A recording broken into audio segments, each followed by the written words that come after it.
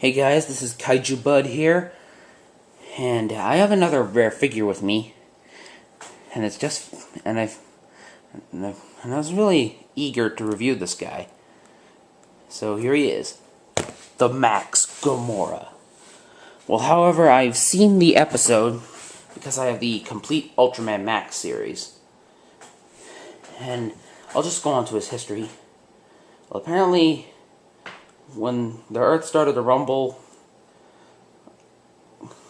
a cameraman saw a dinosaur of what we're looking at here, known as a Gomorasaurus. And, however, if you've seen the episode, the newswoman thought Gomora was her father. So, it's up to Kaito, the human host of Ultraman Max, to become, like I said, Ultraman Max, to stop Gomora. Now, over using his eye slugger, Max at least sliced off Gomora's tail, and it was still alive, and starts kicking Max's ass. But however, given by Ultraman Xenon, he uses the Max Galaxy to get rid of him once and for all. So that's the history in Ultraman Max, episode 21. And his unofficial appearance was Ultraman Mebius, episode 42. However, Yapul comes to Earth, and using a retarded cloud-like monster called Gadiba, he abducts Gomora and possesses Red King. After a fight with guys in Red King, Mebius jumps out of nowhere and kicks Red King in the head while in midair. Meanwhile, Yapul uses Gadiba to modify Red King into this Gomora. Well, it's the same Gomora except with different patterns on the horns. Well, Mebius gets his ass kicked really bad, and meanwhile he turns into his Burning Brave mode, and he uses Mebium Dynamite to get rid of Gomora. So that's his history. Okay, now let's go on articulation as usual. The head rotates 360. The arms rotate 360. The legs rotate 360. If you could work your way around the arms.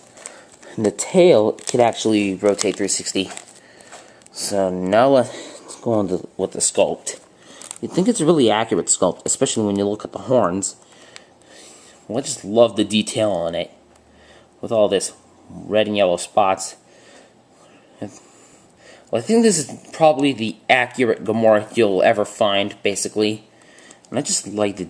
And the horn, one thing that's I'm annoyed with is that Gomora's horn was actually curved. Well, I think they decided to make it straight. Well, I think they did it in that Triceratops sort of way. And the hands look really cool. Especially and it's all wrinkly. I think they did it in that elephant sort of way. And the stomach looks really cool. And really rough. Well, not as rough as my Showa Gomora. And I just love the detail on the legs. And the feet look really nice. So his legs are ideal for stop motion. The back looks really, really cool. And if you follow the finger, you see that the tail is really scratchy. So, well, you could like play xylophone on it. Okay, now let's go on to sizing. And I have this, and here's the star of the series. Say hello to Ultraman Max. No, I don't think this is accurate. Well, Gomora was the same size as Ultraman Max, if you've seen the episode. Okay, and he did fight this guy in Ultra Galaxy episode 1. So here's Red King. Yeah, I think this is accurate. Well, Red King is really tall than Gomora, even though if you watch Ultra Galaxy and Ultra Galaxy Neo. And However, he fought this guy in episode 2 in Ultra Galaxy, so say hello to Golza. Now, if you've seen the episode, Golza was really tall than Gomora.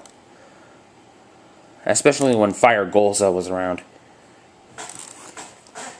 And he did fight this guy in episode 3, so here's Naranga. Well, I don't think Naranga was that huge. Well, he should be Gomora should be this big compared to Naranga.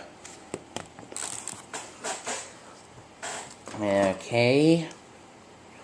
And he teamed up with this monster to fight the other monsters. So here's King. Well, King should be this tall. It's like they're a tag team to get rid of Zeton and King Joe Black. Oh yeah, and speaking of King Joe Black, I'll just pull him out right now. This is definitely not accurate. Well, King Joe should be this big. And he did fight the next two that I'm gonna pull out. So here's Velocron. Well, Velocron should be this big. I mean, he's really giant. Next, here's the other guy he fought in episode 11 of Ultra Galaxy. So here's Zeton. Well, Zeton should be this big. Well, he's really huge. And however, I'm going to compare him with Gomora. I'll compare Gomora with his EX counterpart. Well, I think they're the same size. So don't ask me. Ask Goji73 or Ultraman Kronos. I mean, I'm serious. I'm not that good with sizing. Alright, and however, next, since I have this guy, I'll pull out his Rayonix Burst counterpart. I think this is accurate. Well, if you could see the difference, well, those two, it's the same sculpt except with slightly different heads and different patterns on the horns. And just before he got into Rayonix Burst mode, here's Antlar. I think Antlar was definitely taller than Gomora, if you've seen the episode. And he teamed up with this guy to fight Armored Mephiles.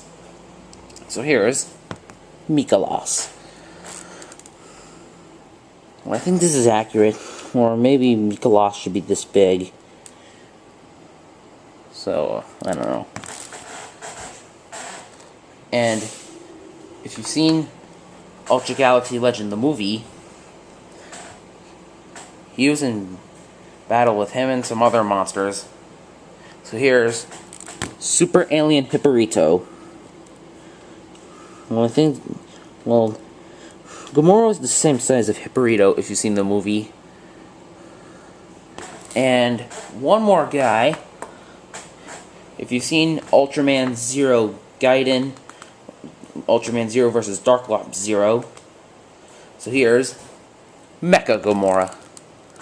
This is the same size. Well, don't worry, I'll review the Rayonix Burst Gomora or Mecha Gomora someday.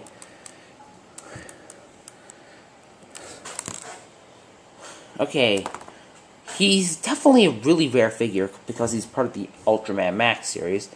But still, I would recommend this toy to any Ultraman fans. And if you're a Godzilla fan, if you think it's cool, definitely pick it up. So, that's it for this review.